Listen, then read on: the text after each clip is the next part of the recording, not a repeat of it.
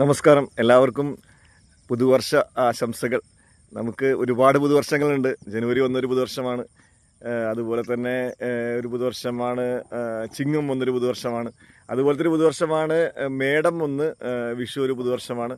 അതുകൊണ്ട് എല്ലാവർക്കും പുതുവർഷാശംസകൾ. പുതുവർഷാശംസകളിലും നമുക്ക് മറ്റൊന്നും പറയാനില്ല.